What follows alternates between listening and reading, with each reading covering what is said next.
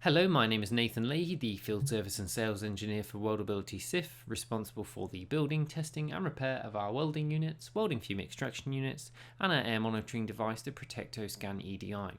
What I'm going to show you today is how to download the data from your EDI unit, provided you've just had the unit set up and you've got it running for a couple of weeks. The first thing you'll need to do is connect to your EDI. So to do that, you can either connect to its broadcast wireless SSID, which is usually found in your wireless settings on your computer or your phone, and it will always be ProtectoScan-EDI and then 5 random numbers. This is a unique numerical identifier for the system. If you've previously set this unit up to be on your wireless system or on your fixed network system, then it should already be connected and you'll have been given an address to connect to in order to get to this page here. But if you're connecting like I am using the broadcasted SSID from the EDI itself, then you just need to go to 192.168.12.1. This is the same for all EDI units that are being used as standalone units. First, we'll need to hit the big green enter button.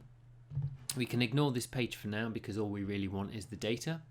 So if you press the cog button at the top right of this screen and scroll all the way down until you get to ProtectoScan EDI data with CSV in brackets.